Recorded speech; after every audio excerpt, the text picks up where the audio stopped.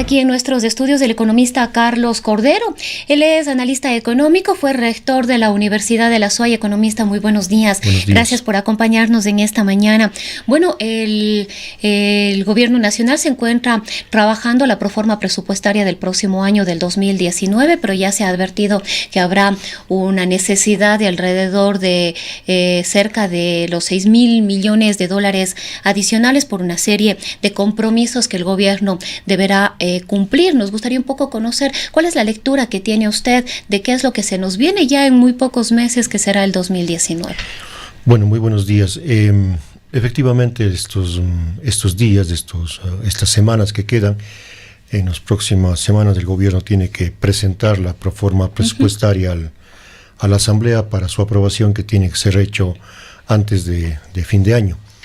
Y efectivamente la elaboración del presupuesto para el gobierno debe ser una situación muy, muy complicada, porque presupuestariamente, a más de los gastos que normalmente venía realizando hasta el año que decurre, para el próximo año va a tener que incluir por lo menos los 1.400, 1.500 millones adicionales que se van a requerir para cubrir el 40% de las pensiones del IES.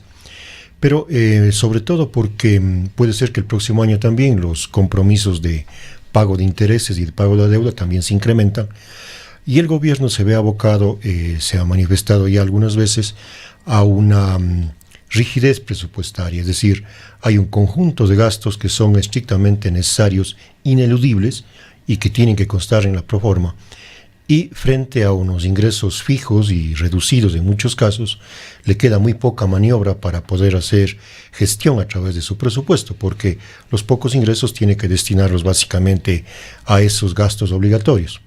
Dentro de esos gastos obligatorios tenemos, en primer lugar, obviamente, si es que no se hace nada, lo que tiene que ver con el pago de sueldos y salarios de la burocracia, un monto que está bordeando los 10.000 millones de dólares anuales.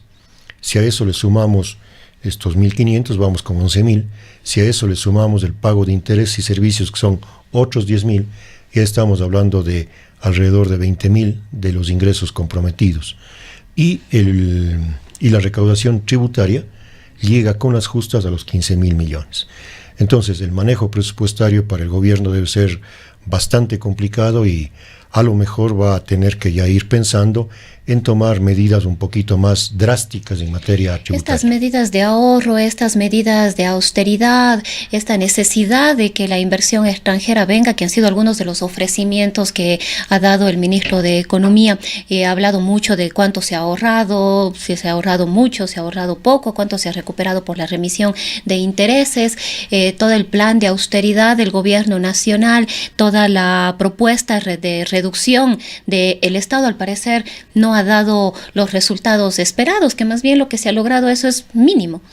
Sí, o sea, si uno revisa el resultado presupuestario, hay un resultado importante a nivel de que se ha superado ese déficit primario que era permanente en los años anteriores, y más bien este año las cifras a julio nos hablan de que posiblemente existe un superávit primario, aunque el superávit global está déficit, pero de todas maneras había una reducción importante del resultado. ¿Qué es el superávit primario, un poco para que quienes nos están escuchando podamos entender un poco de qué se trata esto, más allá de los términos económicos? El resultado primario corresponde a la diferencia entre los ingresos, entre la totalidad de los ingresos y la totalidad de los gastos, excluidos aquellos gastos que están destinados a financiamiento o a pago de intereses y a refinanciamiento de la deuda. Es decir, son los ingresos normales, sin considerar ingresos de nueva deuda, y los gastos normales sin considerar gastos asociados con la deuda, que es una de las referencias para poder hacer política fiscal. Pero le digo, más allá de los esfuerzos que se ha hecho acá, o más bien dicho, revisando el presupuesto, se podría observar que los resultados positivos, podríamos decir, que se van logrando en materia presupuestaria son a costa de reducir drásticamente todo lo que tiene que ver con gastos de inversión. Y obviamente un gobierno que no haga gastos de inversión es un gobierno que no está contribuyendo para el crecimiento económico y está más bien solamente subsistiendo.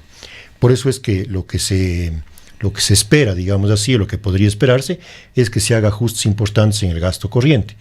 Las medidas de austeridad, esta eliminación del subsidio a la gasolina super, no dan los resultados en la magnitud que corresponderían para corregir los desajustes que vienen sobre todo por el gasto corriente. En el gasto corriente estamos hablando de compras de bienes y servicios, de funcionamiento del Estado y fundamentalmente del pago de sueldos.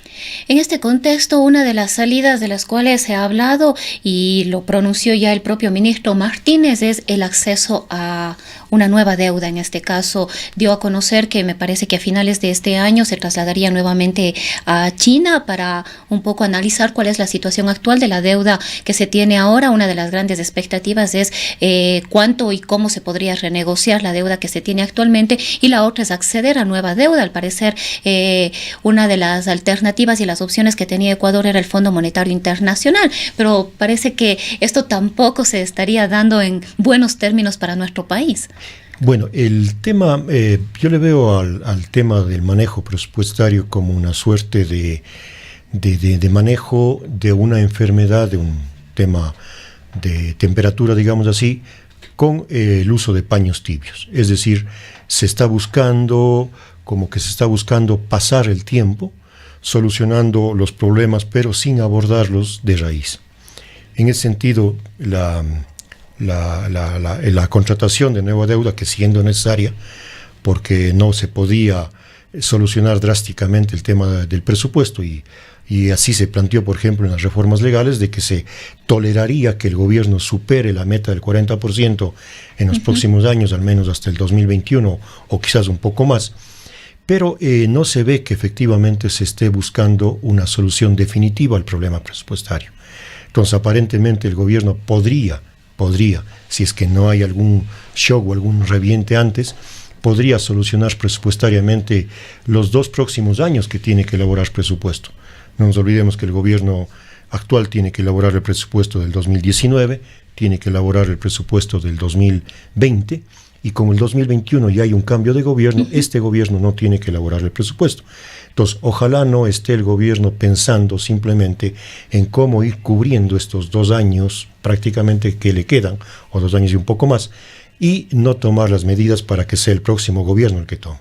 El riesgo que se corre ahí es de que realmente los créditos no lleguen, las tasas de interés sigan siendo altas, las condiciones sigan siendo altas, y se condicione, en algunos casos, como podría ser el Fondo Monetario, a dar nuevos créditos para alivianar la carga de la deuda, pero sujeto a que realmente se tomen medidas un poco más drásticas. Ahora, el crecimiento económico para este 2018 cambió, según los últimos, se había hablado de un 2.2 en su momento, al parecer no va a superar sino muy poco el 1%, e incluso para el 2019 el crecimiento económico estaría por debajo del 1%. Bueno, las proyecciones, sobre todo que ha hecho las nuevas proyecciones que ha presentado tanto el Fondo Monetario como el Banco Mundial, hablan de que hay una reducción de las expectativas de crecimiento para este año y para el próximo.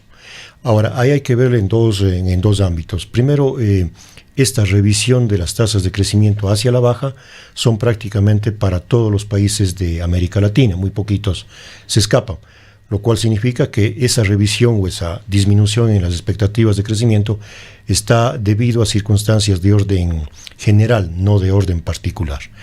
En el caso del gobierno ecuatoriano, indudablemente las expectativas de crecimiento no eran muy altas porque justamente en los últimos años, y es notorio cuando hay problemas con el precio del petróleo, cómo cae el crecimiento, la economía ecuatoriana se movía al vaivén, digamos así, o al ritmo que marcaba el gasto público, básicamente el gasto de inversión. La contracción del gasto de inversión está haciendo que la economía ecuatoriana frene o desacelere ese crecimiento.